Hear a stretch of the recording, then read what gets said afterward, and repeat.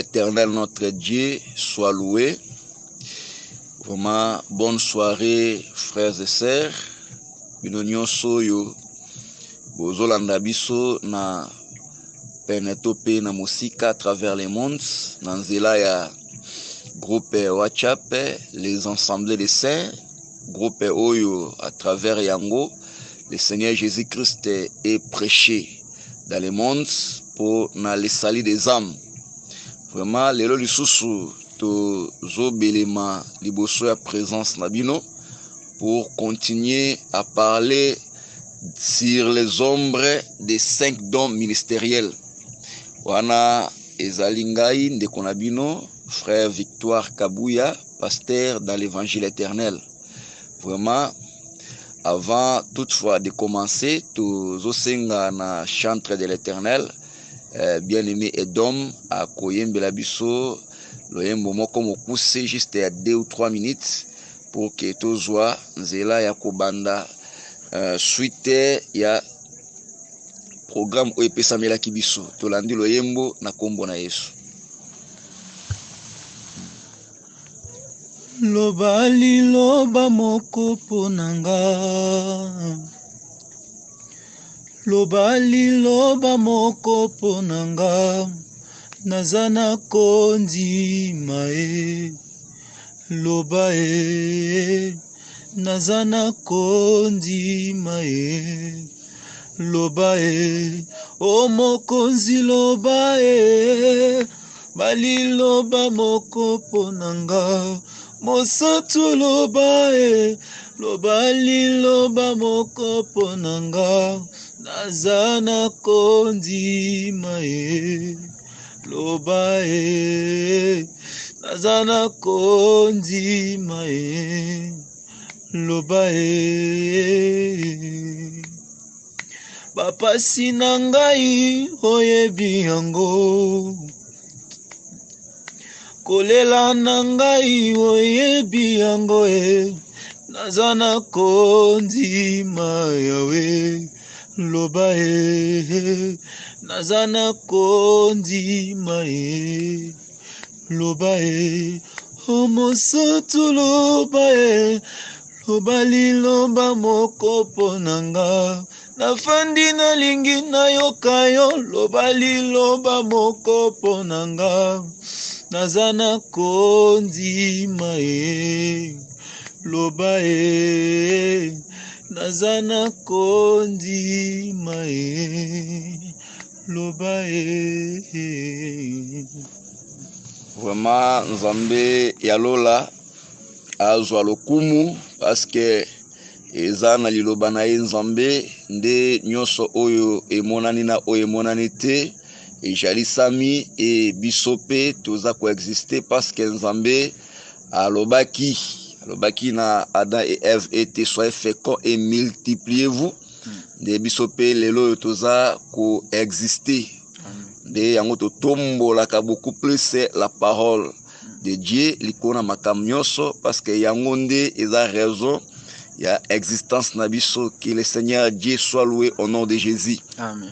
Awa tous allez encore saluer l'administrateur Nyoso et le groupe Nabiso et les assemblées des saints, en commençant par le docteur Philippe Sumbu, et homme de Dieu Berger Jires, Moutouna Nzambe, que j'aime beaucoup, et tant d'autres, Nzambe na Lola, à Bongela Bino na Kombo na Yesu.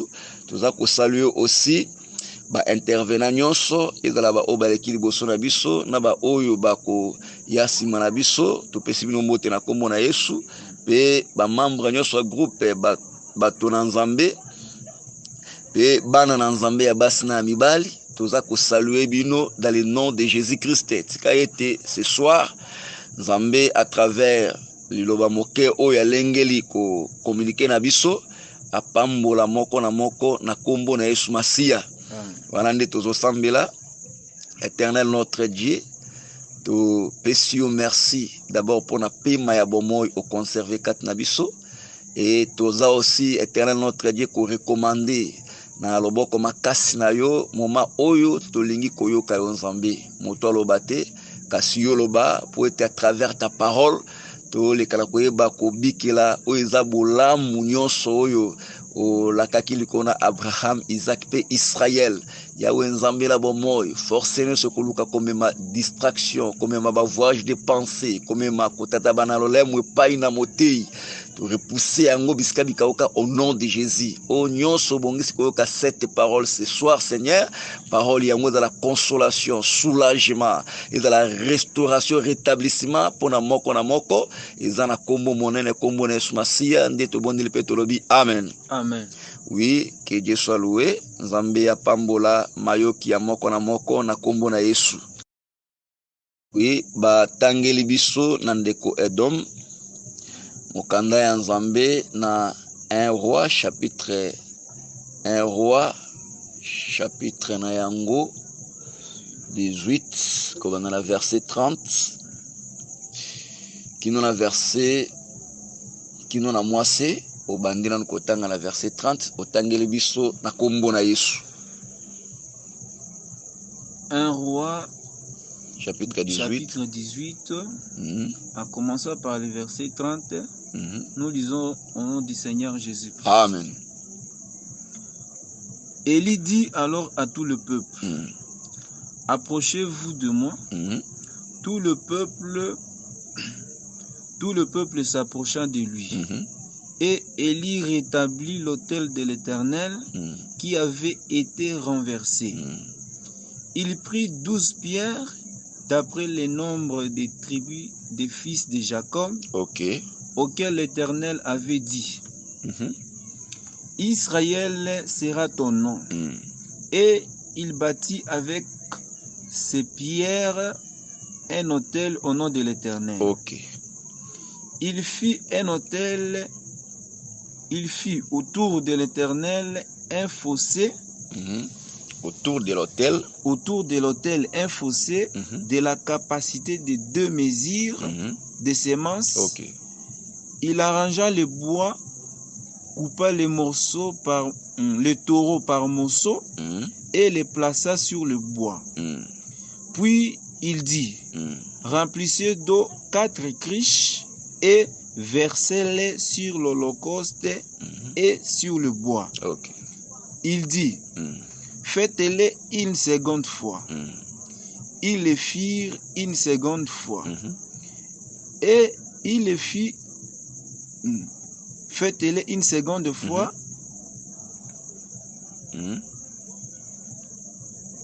Et il dit, faites-les une troisième fois. Oui. Et ils le firent une troisième fois. L'eau coula autour de l'autel et l'eau remplit aussi d'eau les fossés. Le verset 36. Au moment de la présentation de l'offrande, Élie, le prophète, s'avança et dit, l'Éternel Dieu d'Abraham, d'Isaac et d'Israël, que l'on sache aujourd'hui que tu es Dieu en Israël, que je suis ton serviteur et que j'ai fait toutes ces choses par ta parole. Réponds-moi, Éternel, afin que ce peuple reconnaisse que c'est toi l'Éternel qui est Dieu et que c'est toi qui ramène leur cœur. 38. Et le feu de l'Éternel tomba et il consuma l'holocauste, les bois, les pierres et la terre, et il absorba l'eau qui était dans le fossé. 39. Quand tout le peuple vit cela, ils tombèrent sur leur visage et dirent, c'est l'Éternel qui est Dieu. Amen. Vraiment balingami awa toza na continuité ya thème na biso yo esengamaki na biso ko exploiter sur les ombres des 5 dons du ministère de la parole.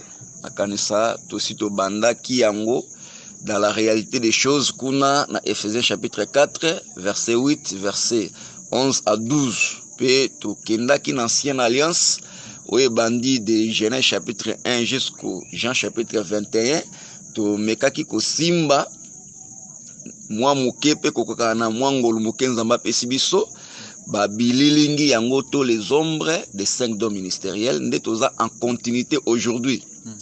Bongo nzambe lelo sepeli keto simba aussi les 5 éléments moko tozomona oyo sengela keti Eli a rassemblé pour que tango yo akobelela Yahweh ayanola na moto pe litato lietambola ete c'est l'Éternel qui est Dieu. Amen. Toti kotanga mokanda ya 1 roi chapitre na yango 18 kobanda na verset 30.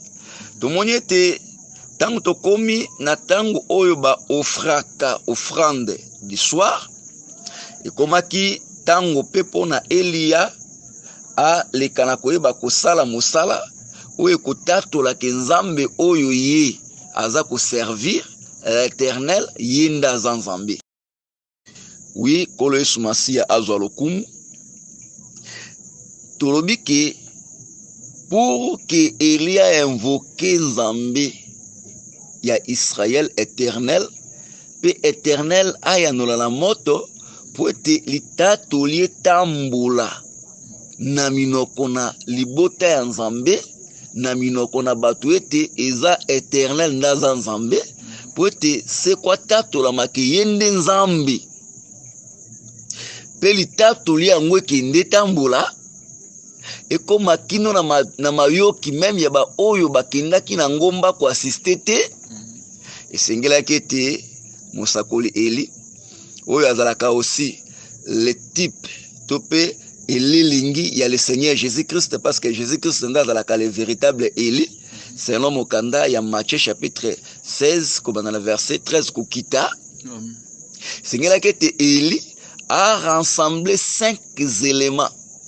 Élément liboso ezanine azana nukotonga hôtel ya 12 pierres. Hôtel à 12 pierres. Élément ya mibale ezaki autour ya hôtel azako timola. Libulu moko ezana mesure ya 2 semences. Amen. Tango azo silisa wana azosala arrangement ya babois. Arrangement ya babois to pe arrangement ya bakoni. Tango asilisa wana tuzomona azozwa ngombe oyo aza kokata en morceau. Kusilisa wana tuzomona azozwa mai oyo aza kosupa yango likolo ya biloko nyonso oyo. Alors na sima ya ko réunir 5 éléments oyo tuti kotanga nde Eli a invoqué l'Éternel pe l'Éternel a koyanola na moto pe Éternel a kotatolama ete Éternel ndaza nzambe tikete mokonzi Yesu Kristo apambola mayoki na bino na kombo na Yesu Masiya. Oui balingami tango tozo simba hôtel ya 12 pierres. Tango tozo simba hôtel à 12 pierres, par l'hôtel nous voyons d'abord la parole. Parce que hôtel ezalaka aussi ko signifier to ko typifier la parole de Dieu. Tozu yango wapi? Tozwana no likomi moko hein? Oui, tozui Matthieu chapitre 23 verset 19 ndeko Edom a tangeli biso na kombo na Yesu. Amen. Aveugle. OK. Lequel est le plus grand, l'offrande ou l'autel qui sanctifie l'offrande? Awa kolo Yesu Masiya azomonisa biso ke l'autel sanctifie l'offrande. L'autel sanctifie l'offrande. Tozo kima mbangu na Jean chapitre na yango 15. D'abord, tozuna nous Romains chapitre 12 verset 1er. Romains 12 1er na mwa lombangu. Romains 12 1er. Romains 12. Totangi na kombo na Yesu ndeko Edom.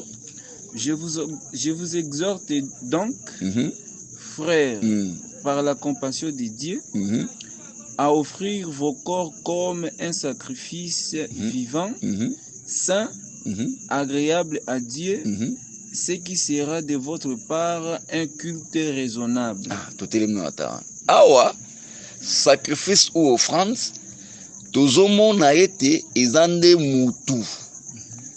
Je vous exhorte donc, frères, par les compassions de notre Dieu, à offrir vos corps comme un sacrifice ou comme une offrande. Donc, tant que nous avons offrande, oyo hôtel eza ku sanctifié, nous avons aussi mutu esengeli hôtel sanctifié. Or, hôtel nini sanctifié ka mutu. Wande toke sikoyo na Jean chapitre 15 verset 3. Jean 15 verset 3. Verset 3, Jean 15 verset 3. Jean 15 Jean chapitre 15 verset 3. Verset 3. Nous lisons au nom du Seigneur Jésus. Amen. Déjà vous êtes purs à cause de la parole que je vous ai annoncée. Déjà vous êtes purs à cause de la parole que je vous ai annoncée. Donc, awa, tout ce monde et l'autre sanctifier mutu, ils ont purifié mutu, c'est la parole. Cela veut dire que l'autel qui sanctifie l'offrande, c'est aussi la parole qui sanctifie l'homme. Que le Seigneur Dieu soit loué au nom de Jésus. Amen. Alors, nous devons comprendre déjà que l'autel parle aussi de la parole de Dieu. Alors, l'autel, il y a 12 pierres. Aussi la parole de Dieu où ils ont prêché dans les 12 apôtres du Seigneur Jésus-Christ. En d'autres termes, l'enseignement des apôtres du Seigneur Jésus-Christ. L'autel de 12 pierres, là, par rapport aux 5 dons ministériels ou les 5 dons du ministère de la parole, nous voyons l'apostolat. Toujours mon apostolat, un apôtre. Simana Oana, Eli a timoli tout autour ya hôtel, libulu fossé, ya mesure, ya 3 semences. Libulu o ezana mesure, ya ba moto misato. Moto mi balé plus, pardon. Donc il a creusé une fossé de mesure de 2 semences. Oui. Vraiment, je m'excuse parce qu'il a tourné à l'olemo, n'a que 3 semences. Mais les critiques témoignaient que ils ont qui fossé, où ils ont en mesure, il y a 2 semences. Or, quand nous voyons fossé, c'est la profondeur. Ils ont bozindo. Alors, à fossé, il y a mesure, il y a 2 semences. Mais le belimososu, profondeur, il y a mesure, il y a 2 semences. Tikete kolo sumasia zo lokumpate ya biso na kombo na Yesu. Parce que côté ya mana moto ezana les salité, mais côté ya mana Yesu yango nde pesaka les sali. Yango même en alliance tozana ngoyo makomi lobike banso to côté ya mandela nzambe moko. Parce que ezata ya grâce au nzamba linga offrir les sali à tout le monde. Ou à croire nde esengeli ke munoko na yemoko nzambe nde te ya po batu bazwa les sali.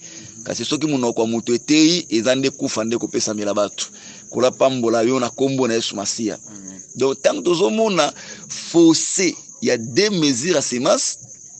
Tozomona aussi ne lobeli mususu profondeur, il y a 2 mesures à semences. Oh profondeur, il y a 2 mesures à semences. Mutu oyo parmi les 5 dons ministériels ayaka na profondeur, il y a il y a 2 mesures, il y a semences où il y a likomina et limbweli, c'est le docteur. Tant que moi la profondeur, toujours mon année, ndenge pe toujours côté na profondeur il y a makambo nzambe.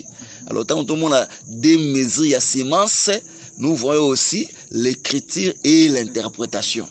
Moutaya Kanango, c'est un docteur, bien que tous les 5 dons et ça la capé musala mais ils ont des kolo ya likamwana, c'est un docteur. Oui, balingami toza toujours kokoba na muke onzamba pesi biso kokabola elongo na bandeko na pokwa lelo nde tozo simba sikoyo arrangement de bois parce que Eli na sima ya kotonga hôtel ya 12 pierres ko timola libulu ya 2 mesures ya mesure à 2 semences autour hôtel. Et aïbaki aussi kosala arrangement de bois. Alors, concernant l'arrangement de bois, par rapport, il y a 5 éléments oyo. Il y a bien qu'on réunir pour être tango à kobonde la nzambe anul na moto pe nzamba tato la miete nzambe tope éternel dans nzambe. Tozo zwana no nombre chapitre 15. Verset 32 au verset 35. Batangeli biso na mwalo mbango na ndeko tolandi litangi na kombo na Yesu.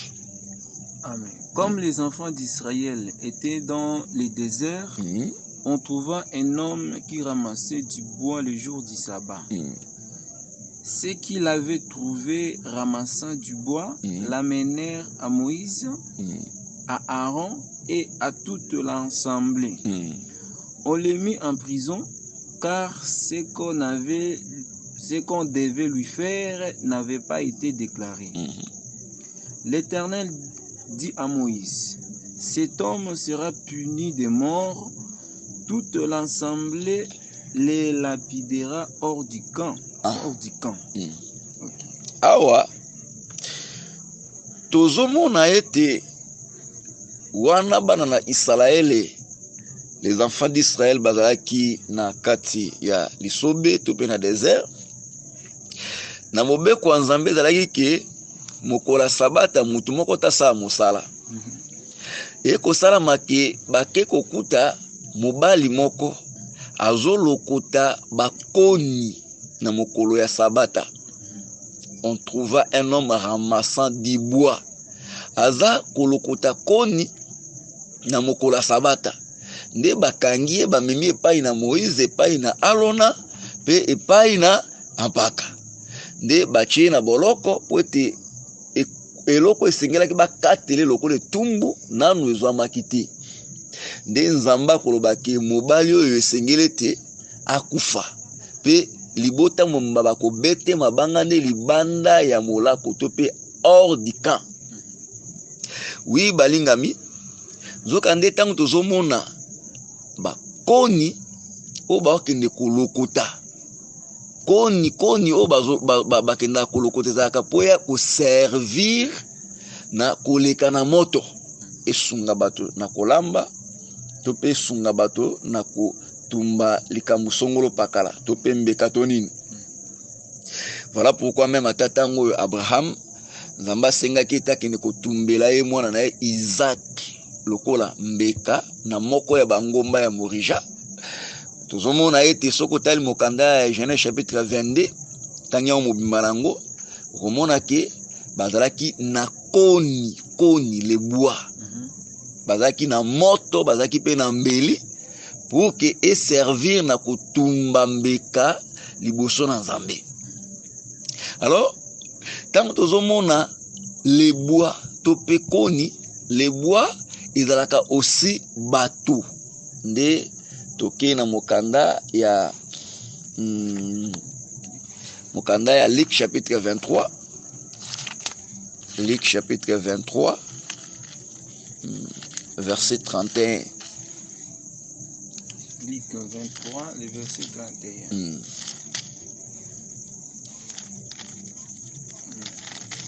Luc 23 le verset 31. Ok. Dans la 22. Luc 23. Luc 23, le verset 31. 31, nous lisons au nom du Seigneur Jésus-Christ. Amen. Car si l'on fait ces choses au bois vert, qu'arrivera-t-il au bois sec? Ah, Yesu azoyebisa basi ya Yerusalem boyi pour te soki bazo sala makambo epai na ngai le bois vert nzete ya mobesu ekokoma boni pona ba bois sec, les bois secs nde koni. Donc awa par les bois secs Jésus azomona nde bateau. Alors mwana mobali o bakutaki le jour de sabbat akele kolokota koni akele lokota koni ou ramassant les bois. Eloko bazo ramasser eza eloko oyo utilité nango pona bato ezalaki penza te to pe eloko babwaki nde yazo kende ko ramasser parce que bois tango ezaka na litomba nango na nzete ezaka par terre ezaka nde na kati ya mobimbi mais tango ezoko makoni ezobukana ko se détacher na nzete ezokoya na se donc elobeli mususu utilité nango penza na nzete ezali susu te nde sikoyo mobali azokende ko ramasser ces bois. Alors mobali bakangaki le jour de sabbat zo ramasser les bois azalaka aussi kotale c'est le Seigneur Jésus-Christ azalaki ko sauver batu le jour de sabbat. Alors lokola azalaki ko sauver batu le jour de sabbat mobeko ekoyaki ete sengele te yakufa yango likomo zoloba na Jean chapitre 19 verset 7 était selon notre loi cet homme doit mourir. Donc na beaucoup c'est na kati ya les 5 dons du ministère de la parole ministère oyo ezalaka na musala okende kolokota bato libanda ya le Seigneur Jésus-Christ kolokota bato na mokili parce que les bois balokota ngo nde na zamba. C'est l'évangéliste oyo akotaka na mokili kokende kolukela Yesu bato azokende kozwa bandoki bandumba bameli makaya azoyela Yesu pour que bakoma na litomba na kati ya corps ya Christ. Alors to comprendre que tango il est aussi l'arrangement des bois aussi l'œuvre d'un évangéliste. To tikiwana pendant que ko simba aussi taureau oyo kata en morceaux. Tango okata déjà taureau en morceaux tozomona nde la viande. Or la viande c'est la chair, la viande c'est la chair. Yokali komimoko na Jean chapitre 6 verset 51 52 batangeli biso na ndeko d'homme. Jean 6 51 à 52. Je lis au nom du Seigneur Jésus-Christ. Amen. Je suis le pain vivant qui est descendu du ciel. Si quelqu'un mange de ce pain, il vivra éternellement. Et le pain que je donnerai, c'est ma chair que je donnerai pour la vie du monde. Là-dessus, les Juifs discutaient entre eux, disant: comment peut-il nous donner sa chair à manger? Jésus leur dit: en vérité, je vous le dis, si vous ne mangez la chair du Fils de l'homme et si vous ne buvez son sang, vous n'avez point la vie en vous-même. Reprendre nous 51, 51, je suis le pain vivant qui est descendu du ciel. Si quelqu'un mange de ce pain, il vivra éternellement. Et le pain que je donnerai, c'est ma chair. Donc, tant que nous avons la viande c'est la chair. Or, la chair ou la viande, Jésus-Christ a dit que c'est le pain. C'est le pain. Donc, tant que nous avons les taureaux en morceaux, en réalité, bazande ko kata le pain en morceaux pour distribuer yango. Or, les distributeurs de pain, c'est les pasteurs dans les secteurs ministériels. Mutua bate la kalipa pona ko pe akabola kalipa pona ko pesa balia, c'est les pasteurs. Tu te kola pambola na kombo na Yesu basia. Alors, tozo kende ko simba aussi, to simbi déjà l'hôtel. Il y a 12 pierres, to simbi yango comme l'apôtre, to simbi fossé à mesure à décimence comme étant le docteur, to simbi arrangement de bois comme étant l'évangéliste, peut simbi les taureaux partagés en morceaux, comme étant les pasteurs qui partagent les pains pour les distribuer. C'est l'œuvre d'un berger. Bongo tozo simba aussi mai, l'eau. Kosimba mai, tozui Proverbe chapitre 20. Proverbe 20. Proverbe 20. Ok. Proverbe 20, dans une verset 5. Le verset 5. Les saints, les desseins dans le cœur de l'homme sont des eaux profondes. Mais l'homme intelligent sait y puiser. Barobia wake mabongisi miango to les plans dans le cœur d'un homme, c'est comme les eaux profondes. Maintenant, l'homme intelligent c'est y puiser. C'est y puiser. Vraiment, Bible eza kitoko makasi koleka babuku nyonso. Eza na buku moko te kokani na Biblia, parce que Biblia c'est le livre de vérité. Tozui likomi moko efongolela biso nzela moko awa. Tozui Daniel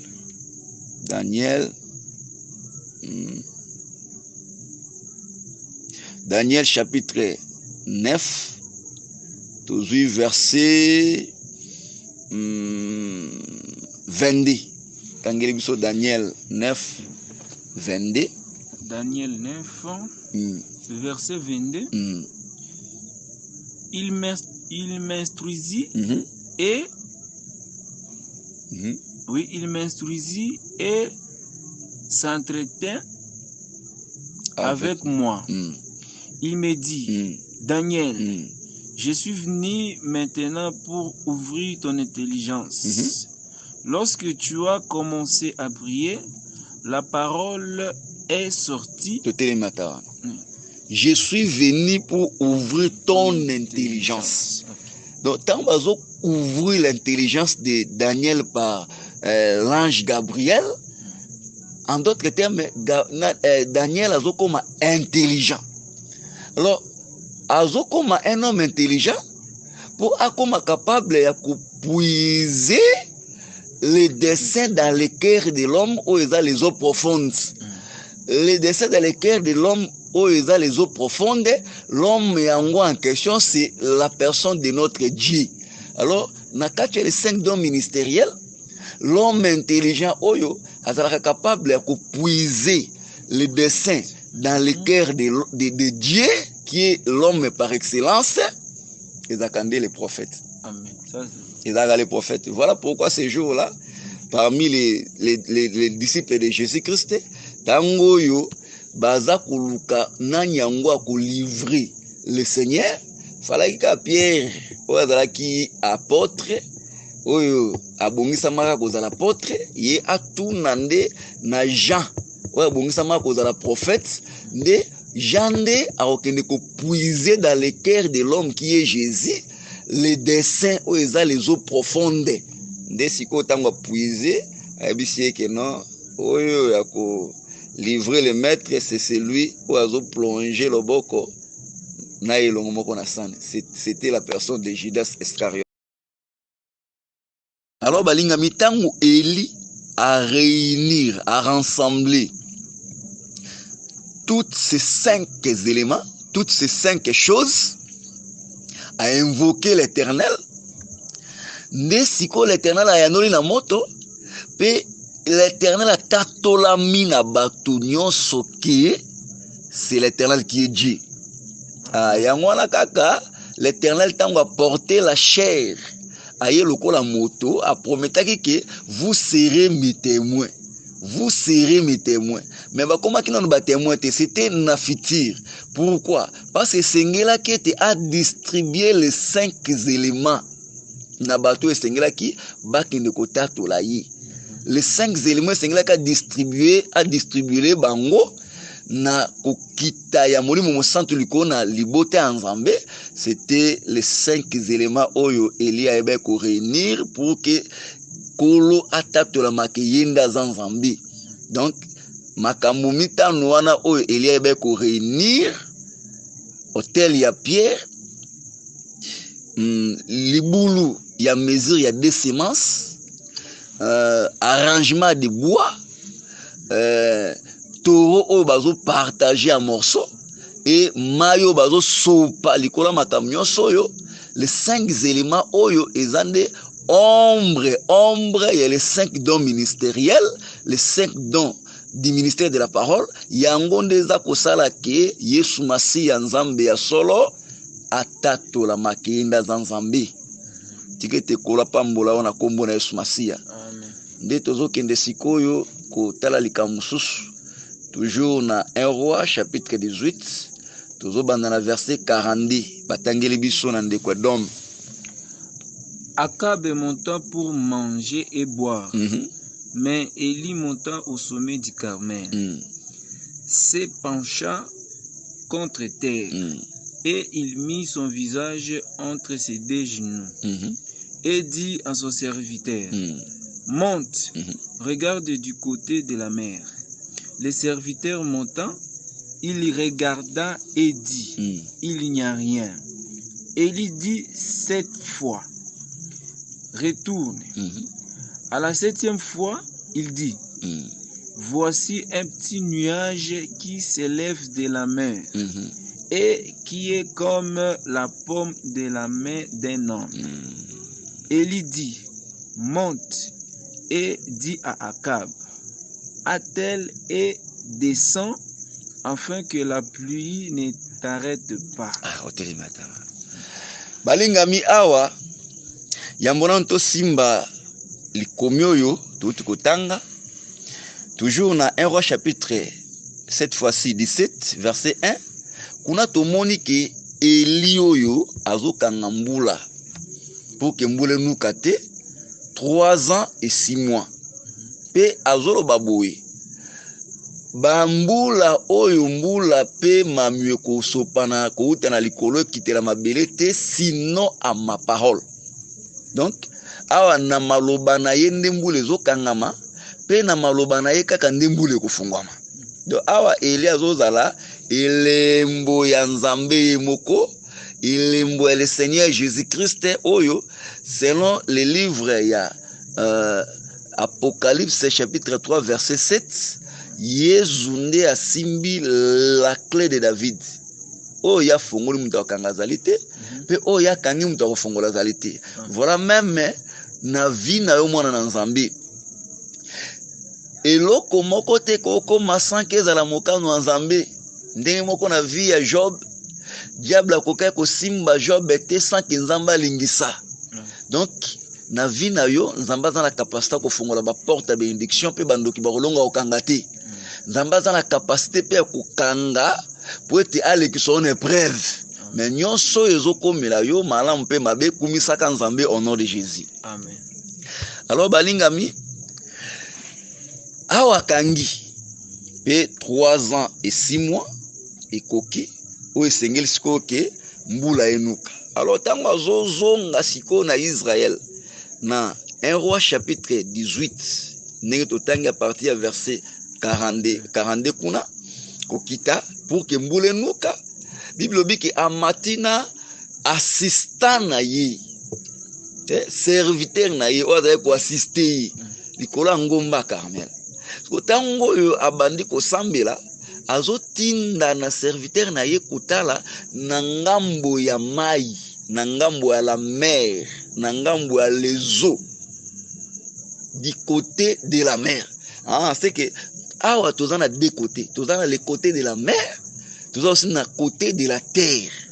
Ah, par rapport aussi il y a la prophétie, le côté de la mer est tel sabiso les nations. Il Yangwana na Apocalypse chapitre 17 verset 15. Bazoye bisa Jean babiki ba mai oyo moni ezande ba nation.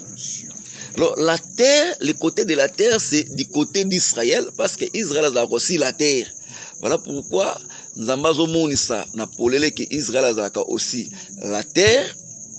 Na mokanda soki na mikosite bandeko na mokanda ya Jérémie chapitre 22 lukangonano Jérémie chapitre 22 na malombango Jérémie chapitre 22 verset 29 de Kwedom otangeli biso. OK.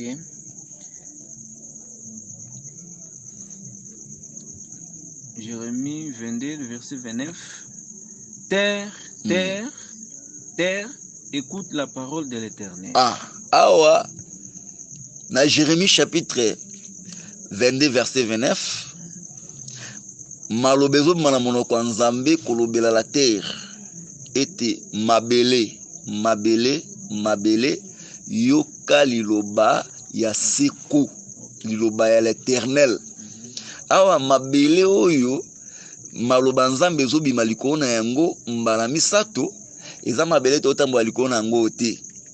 C'est tout un peuple, les Andé libota Israël, libota o nzamba pesa ki bango la parole de la loi, les psaumes et les prophètes.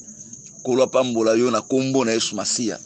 Alors tolobi ke na kati ya histoire oyo ya kunuka ya mbula na Israël, sima ya mbula kokangama 3 ans et 6 mois par la parole d'Élie. Toza na le côté de la mer oyo talisa ngambo ya ba nation. Toza aussi na côté de la terre oyo talisa ngambo ya Israël. Alors remarquez que tango Élie azobondela tanyo sona mbule nukina nute du côté de la terre lipata oyo ezalaki na mbula kati na yango ezalaki na côté de la terre te mais ezalaki na côté de la mer. Donc etel ça aussi tant otozana yango oyo Israël lelo aza mabele ya kokauka parce que aonukela mambula te mais lipata oyo nukisaka mbula ezande na côté de la mer, donc chez nous les nations. Et pas yoapi lipata ezonukisa mbula dans l'église du Seigneur Jésus-Christ. Tango lipate kosilisa konukisa mbula na kati ya église ya kolo Yesu Masia. Siko koma tango oyo ke tango biso to netui lipata wana etika le côté de la mer, c'est-à-dire que etika les nations pour ezonga na côté de la terre to pezonga na Israël aussi azala arrosé na mai ya mbula kola pambola yo na kombo na Yesu Masia.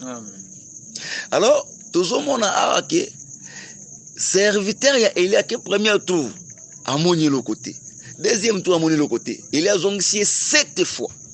Na 7e fois ndazomona pazo ebisa Eli ki nazomona lipata moko oyo ekokani na loboko ya moto ezomata longwa na mai nde Elia ebisi kende koyebisa Akabe asala no kimbule ezolinga konuka. Donc balingami les 7 fois oyo na ngambo mabele mbule nuka kite mais lipata oyo eza na mbula tous les 7 fois au serviteur a observé du côté de la mer. Ils ont talisabiso les 7 fois on a talisabiso tout le temps de l'église oyo lipata ezali kunuki sambula na église lipata oyo eza na eza lokola loboko ya moto, c'est que loboko moto zakana 5 doigts. C'est que totalis et totalisabiso le Saint-Esprit à travers les 5 dons ministériels ils a coupé ça la parole na église ya kolo Yesu Masia jusqu'à ce que nous atteignions la perfection pour que tous allons enlever ne lipata oyo kozonga na Israël pour que Israël peut bénéficier dans les 5 dons ministériels. Voilà pourquoi on est le belimosusu les 5 pains oyo na 2 poissons. Yesu aeba kolesa environ 5000 personnes. Tango bango balie oyo etikalaki esengeli ezala réuni na 12 paniers to 12 corbeilles. Et ça aussi que les 5 dons ministériels oyo biso tozolia lelo tango oyo biso tokosilisa kolia toza sauvé et kozala conservé pour que Israël aussi au bazar représenté dans les 12 corbeilles tous les 12 paniers on peut pas bénéficier car dans les 5 pains kolo Yesu Masia pambola yo na kombo na Yesu Masia. Alors balingami tozokende kotanga Ésaïe chapitre 55 verset 10 à 11, on en est aux Osuka. Isaïe 55, 10 à 11, de quoi donc matangeli biso na kombo na Yesu. Amen. Comme la pluie et la neige descendent des cieux et n'y retournent pas, sans avoir arrosé, fécondé la terre et fait germer les plantes, sans avoir donné de la semence aux semeurs. Et du pain à celui qui mange. Ainsi en est-il de ma parole qui sort de ma bouche. Elle ne retourne point à moi sans effet, sans avoir exécuté ma volonté et accompli mes desseins. Oui. Awa, tout le monde qui l'ipatande azobatila mbula kati na ye. Alors toke na Ésaïe chapitre 55 verset 10 au verset 11 kuna nzamba wabiki ndenge moko mbula enuka kalongwa na makolo kino kokomela mabele.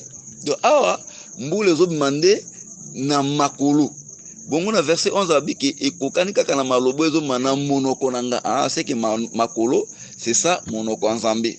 Or tomonia wa kembule zo utande na makolo seki makolo nde batela kambula eza elilingi ya monoko nzambe oyo batela kala parole or sikoyo kuna na ina Héros chapitre 18 tomoni ke lipata oyo ezaki na lolenge ya loboka moto nde batela kembula kati na yango. Cela veut dire quoi? Donc makolo batela kambula yango na kaka lipata oyo ekokani na loboko ya moto yango na kaka monoko ya nzambe oyo batela kala parole.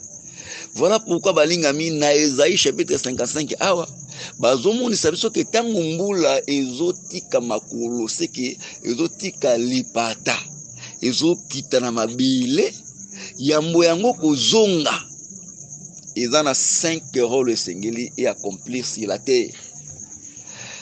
Rôle à liboso ezo arroser la terre. Rôle à mibale ezo féconder la terre. Rôle ya misato faire germer les plantes. Rôle ya mina ezali ko pesa la semence au semeur. Et rôle ya mitano eza ko pesa le pain à celui qui mange. Que le Seigneur Dieu soit loué au nom de Jésus. Alors balingami les 5 rôles oyo ma yambula esalaka na mabele soki nukeli mabele yambo yango kozonga eza aussi l'ombre to elilingi, il y a les 5 dons du ministère de la parole. Kola pambola moko na kombo na Yesu Masia. Amen. Tango tozomona mbula kwa arroser la terre. Yambo mabele zwa mai ya mbula ezalaka nde mabele ya poussière. Or la poussière, selon mokanda Genèse chapitre na yango 3 verset 14 sur la micosité ezalaka nde bilei ya nyoka. Ezalaka bilei ya nyoka. Nyoka bapesaki nde la poussière lokola bilei. Oui. Or poussière yango ezozala bilei ya nyoka na Genèse chapitre 3 verset 14. Na Genèse chapitre 3 verset 19 ezalaka nde moto. Donc ezalaki kotalisa ndenge nini ntango moto asumuki nzambe ozwa moto azolivre ye na se ya domination ya le serpent. Or le serpent ici c'est le diable et Satan. C'est dans Apocalypse chapitre 12 verset 9. Kolo Yesu Masia pambola yo na kombo na Yesu Masia. Alors tango yo mbula enukeli mabele oyo ezalaki na état ya poussière ezo changer d'office l'état ezolonga poussière ezokoma argile. Bongo lokola argile ezalaka bilei ya nyoka te, cela veut dire que mbula ndenge ye polisi babele ekutaki yango poussière livré au serpent, tango changer tango longoli yango poussière, c'est que est délivré et bimisi mabele na gueule topé na bouche à serpent. Ah là, c'est l'œuvre d'un évangéliste. Oyo akendaka ko arracher la brebis na gueule ya lion na patte ya ours. Lokola aussi David Moussous. Pour la pambola on a kombo na Yesu. Yango na kaka Moïse ozo kende na Égypte ko arracher Israël na se ya kokonzama ya Pharaon pour que amema Israël na Kana. Égypte oyo eza mabele ya règne ya Pharaon, c'est le monde oyo le monde atié sous le gouvernement du diable. Et Kana ezalaka elilingi ya le ciel. Donc tango yo mbula za ko polisa mabele, c'est-à-dire que mbula za ko arracher la poussière na munoko ya serpent pour changer na lolenge ya poussière ezolonga poussière comme inde argile pour que cette fois-ci le longue poussière comme argile et servir na formation de l'homme. Ah donc soki mutu ba longoli na mokili ba na un évangile na œuvre d'un évangéliste a commis un dépôt à servir dans la formation de la personne de Jésus. Kola pambola yo na kombo na Yesu Masia. Tangu mbula ezali ko féconder la terre. Ne le belmusus ko fertiliser la terre. Ko pesa la terre makoki ya ko bota milona kitoko. Ko produire les bons fruits. Là nous voyons un apôtre. Comment? Parce que mutu kobota les bonnes œuvres ezaki atambola selon le principe ya Nzambe, selon milongo ya Nzambe. Oh mutu amoni sakana ba principe ya Nzambe, nini Nzamba lingaka, nini Nzamba lingaka te, mwana bakoma kana no mwana na Nzambe ndenge nini, mwana na Nzamba lataka ndenge nini, mwana na Nzambe abikaka ndenge nini, mwana nzamba balaka ndenge nini, nyonso naka poete moto a produit les bonnes œuvres s'appelle Nzambe. Ça c'est l'œuvre d'un apôtre. Donc tant mbula aza ko féconder la terre, ça c'est l'apostolat. Donc tant mbula aza ko faire germer les plantes. Plante nyonso tango ezalaka germe, ezalaka sous forme ya tige. Tango zo bimana mabele bimaka sous forme germe, donc sous forme ya tige. Wana tokozonga na chandelier, okekomona ke na chandelier la tige etali sakabiso un prophète. Parce que na chandelier ba monisa kibiso epai na mon prophète Benjamin Mopanga était na chandelier, les pieds du chandelier tope misisa yango zakande un apôtre, la tige c'est les prophètes, calice ezalaka docteur, fruits ou la pomme c'est les pasteurs et la fleur c'est l'évangéliste. Tout ça pensa qu'on a été tout kaka germe ou la tige comme étant les prophètes. Donc tango yombula do faire germer la terre, germe dans la terre sous forme d'un tige, nous voyons un prophète. Tango mbula eza couper sa semence au semer. La semence d'abord c'est la parole de Dieu, selon Marc chapitre 4 verset 14. Bible dit que les semeurs sèment la parole. Alors, nakati les 5 dons ministériels, c'est lui qui donne la semence au semeur. C'est lui qui donne la parole à prêcher à d'autres prédicateurs. Ça, c'est un docteur. C'est le docteur qui donne la parole à prêcher à d'autres prédicateurs. Tango tozomona mbula kopesa le pain à celui qui mange, ça c'est l'œuvre d'un pasteur, celui qui partage ou distribue le pain. Tika ete kole sumasia abakisa oyo ezali lipamboli na eyokeli ya moko na moko na oto yoki na pokwa oyo na kombo na Yesu Masia.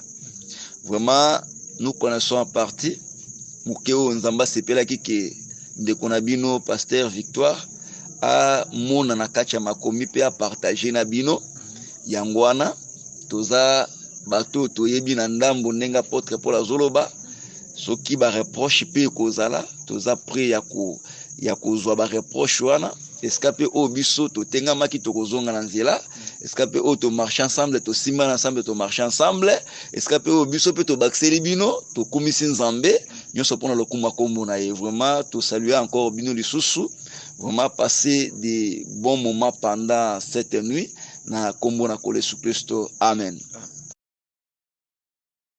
Fraternellement, je salue le fils de ma mère dans le groupe Les Ensemblés des Saints, au nom glorieux de notre Seigneur Jésus-Christ. Moi, le docteur Philippe Nsumbu, au nom de l'administration, nous présentons nos sincères félicitations